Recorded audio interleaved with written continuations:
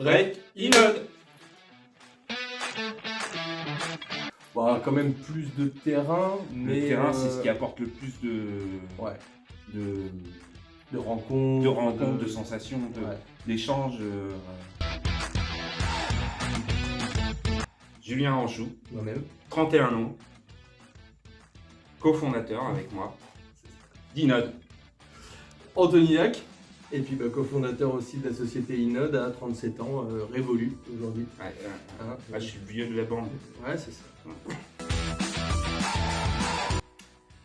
C'est grâce à une personne, Gilles Leport, formateur à la CCI, Ouais. qui a dit tiens, ces deux gars-là, ils ont le même projet, ce serait pas mal qu'ils se rencontrent. Et puis, Surtout du que coup, vous êtes à 10 mètres l'un de l'autre, Oui, ce serait c'est bien ça. de discuter un jour ensemble. Quoi. ouais.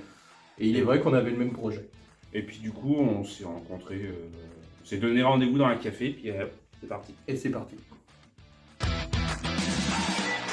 L'idée du concept, moi pour ma part, j'étais déjà dans la réalité virtuelle, je faisais déjà de la vente avec, mais que pour un secteur bien précis. Et à la base, donc du coup, on faisait surtout de la réalité virtuelle pour le monde de l'immobilier et de la construction. Et on s'est dit, enfin moi je m'étais dit, au lieu d'être que sur un secteur, il faudrait le proposer à tout le monde. Alors que toi, c'était une autre vision quand même que tu avais à la base.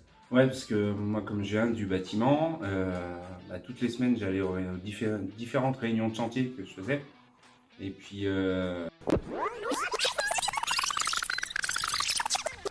je m'étais dit, bon, il y a un problème, les gens, ils n'arrivent pas à lire les plans, À comprendre quoi. à comprendre. Et puis, je me suis dit, bon, à Laval, c'est quand même la capitale de la réalité virtuelle. Je commençais à en parler autour de moi. Et puis, Il y a je peut-être un trouverais truc à bien faire. il y aura peut-être bien quelqu'un qui saura m'aiguiller là-dessus. Et puis, voilà, c'est comme ça, de fil en aiguille, Que ça a démarré. ça a démarré, quoi. Optimiste. Ah ouais, Ils doivent être 300%. Ah ouais. Non, Parce idéaliste que, de se dire, avoir des... Non. Idéaliste, non. T'as ça dans le sang ou tu ne l'as pas. Ouais, c'est aussi un apport de... Le management que chacun gère, c'est aussi sa personnalité qui fait ressortir, et puis le côté naturel. Alors nous, on a l'avantage, aujourd'hui, c'est assez royal de manager une petite équipe. Ouais. Donc c'est super sympa, c'est plaisant. Mais c'est sûr qu'après, quand tu as une plus grosse équipe, il y a plus de contraintes. Mais il y a quand même cet apport personnel de dire, bah moi, mon équipe, on la gère comme ça, et puis au final, c'est plus du relationnel que du management. Ouais, et puis management, c'est aussi pousser, et c'est ça qui fait la satisfaction derrière, c'est de voir ses collaborateurs grandir, prendre l'expérience. Ouais, en compétences. faire évoluer les Ça, gens c'est aussi. le côté hyper satisfaisant. C'est très de gratifiant. voir les gens évoluer.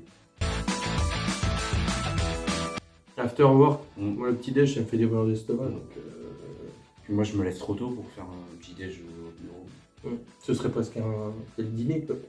Ouais, c'est brunch. C'est le brunch. Non, ouais, l'afterwork, c'est une bonne petite mousse après le boulot. Ouais. C'est toujours du bien. Ouais, et puis il n'y a pas de problème de brûlure d'estomac avec le saucisson. Ouais, c'est ça. Faut pas se fixer des barrières. Ouais, et puis faut oser. Mais il faut quand même bien choisir ses associés, parce que moi j'ai jamais fait les frais, ça peut être compliqué.